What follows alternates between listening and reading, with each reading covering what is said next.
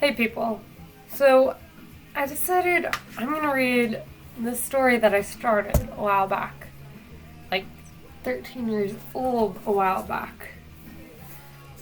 I never finished it, but I thought might as well read it. Someone should hear it. Prologue. Dear person, my life used to be perfect. I used to have a stable home with two parents who loved each other, food on the table and my cat desk. I know it seems like I'm complaining, but I just have to get this out. My dad killed my mom. No one thought it would happen. I was the first one to find her body, with desk at my side. I saw her covered in blood and a bullet wound in her head. Walked over to the phone and called 911, but I knew it was too late. She was dead. The police contacted my paternal aunt, as she was the only adult that would be able to care for me. Since my dad was the main suspect, it took 48 hours to confirm this theory. I was in pure shock. I had never known that my father was capable of that. My Aunt Jenny got custody of me. Quick word about her. She is totally awesome. She's 10 years younger than my parents, and is the weirdest person you could ever meet. She's 5'4" and has light brown eyes and brown hair, which I'm jealous of. I have blue-gray eyes and auburn hair. Jenny is also a marine biologist at UC Santa Barbara. Anyway, I packed up my things and left my home of Baltimore, Maryland, which is, with its grid patterns, tall buildings, non-humid summers, warm fall, wet spring, and cool, somewhat snowy winters. The snowless Mediterranean weather of Santa Barbara, California. I have nothing against the state. It's where my parents grew up, where my grandparents live.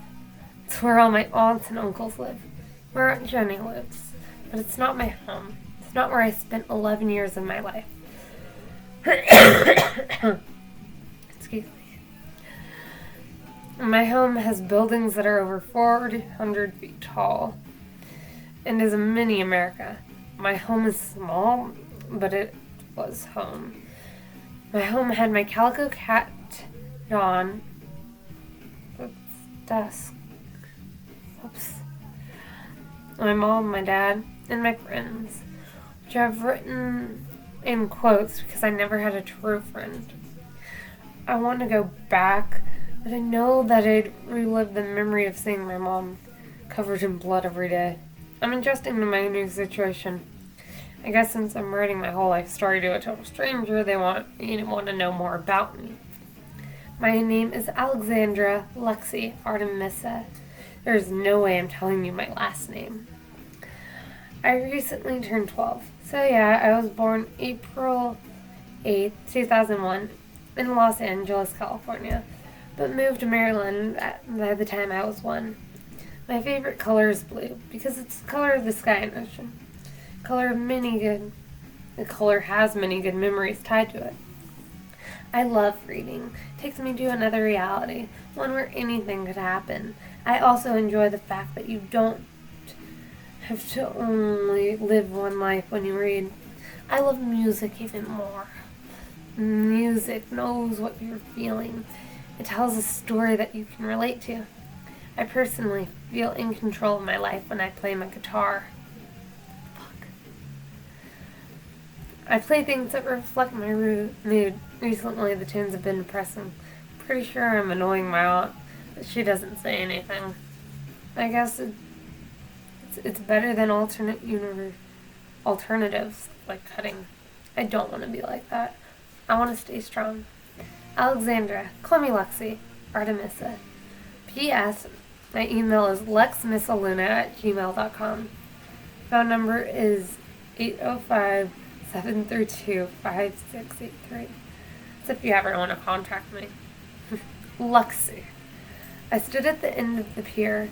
In my hand I had a wine bottle with a letter, a picture of my aunt and I, a painted shark tooth on a leather card, and a few pennies inside. I looked down at the bottle and wondered who would find it. Maybe a pirate girl, or beach bum, or a celebrity, or a mer person. I laughed at the thoughts. A mer person really, Lex? Stop being childish. My inner voice spoke and reminded me that I was a child. I was only 12 years old. I told it to shut up. I don't think that I qualified as being a child. I looked over at the sea. I only had a small bit of time left. The weatherman said that there might be a storm. I was counting on that to take the bottle far away from here. I focused on my emotions, my grief for my mom's death, my anger for my dad killing her, and my longing to be home as I threw it as far as I could. I watched it splash. I watched as it splashed in the water, then bobbed. I stared at it for a while, then walked away. The sky was cloudy, and it looked as if the weatherman may be correct about the storm. Awesome. Maybe someone will find the letter I wrote sooner than expected. Again, I wonder who would find it. The person could be anyone.